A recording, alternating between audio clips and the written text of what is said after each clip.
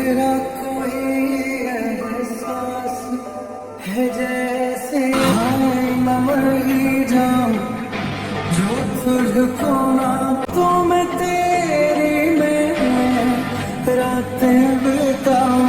খুবই সহজভাবে বানাইছিলাম ঘরের মধ্যে একদম খুব কম উপকরণ দিয়ে। আর সবচেয়ে ইন্টারেস্টিং ব্যাপার হলো এখানে যে মাংসটা আমি ইউজ করছি এবং কি সাথে আমি মাছও ইউজ করছি। মাংসটা আমি আমার মিমির জন্য রাখছিলাম, রান্না করা মাংসই মানে একটু উঠিয়ে রাখছিলাম পলিথিনে বেঁধে, যাতে পরে আমার মিমি যখন খাবে তখন তাকে বের করে দিতে পারি। কিন্তু ভাই আমরা নিজেরাই ওর মামি পাপা হয়ে ওর জিনিসগুলোর প্রতি আমাদের এত লোভ। আসল কথা হলো ওগুলো হলো চাপের মাংস, তো চাপের মধ্যে যেহেতু অনেক রকমের মশলা থাকে তো এই জিনিসটা অনেকটা মজা লাগবে সেটা ভেবে ভাবলাম জলদি একটা কিছু যদি বানানো যায়। পরে ভাবলাম যে ঠিক আছে যে মাংসটা আছে ওইটা দিয়ে বানাই। তো এখানে আমি কী কী ইউজ করছি আপনাদেরকে বলে দিই, আপনারাও চাইলে বাসায় বানাইতে পারবেন চিজ ছাড়া। কোনো রকম চিজ কিন্তু আমি দিই না, আপনারা কিন্তু চাইলে বাসায় একদম খুব তাড়াতাড়ি এটা বানিয়ে ফেলতে পারবেন। মাশাআল্লাহ অনেক বেশি মজা।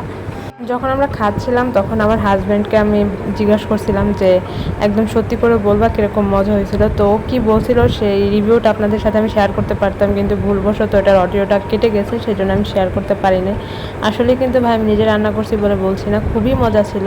আর এই যে আমার মিমি গ্রান পায় আর সে যে কী করতেছে মুখেরে দেখেন।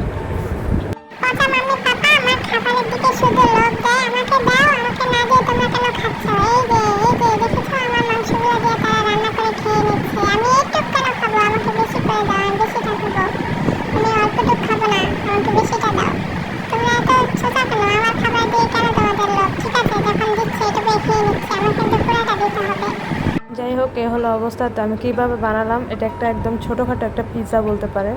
তো এখানে আমি কী কী ইউজ করছি একদম খুবই কম উপকরণ। এখানে আমি দিয়েছি পেঁয়াজটাকে একদম গোল গোল করে কেটে দিয়েছি ক্যাপসিকাম, আর দিয়েছিলাম মাংস, আর একটু চিলি ফ্লেক্স আর সস, আর একটুখানি উপর দিয়ে ম্যাজিক মশলাটা ছড়িয়ে দিয়েছি এই টেস্টের জন্য, যাতে টেস্টটা ভালো আসে।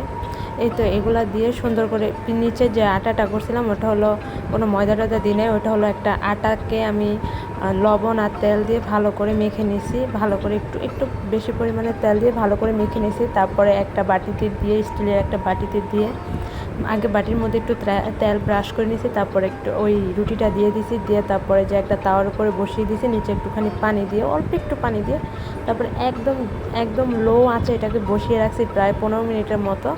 তারপর এটাকে নামিয়ে নিয়েছি। ঠিক মাশাআল্লাহ এত সুন্দর হয়েছিল, এতটুকু করলেই কিন্তু হয়ে যায়। এটা চিজ ছাড়াও কিন্তু খুবই মজা লাগে, আপনারা চাইলে কিন্তু একবার হলো বাসায় ট্রাই করে দেখতে পারেন।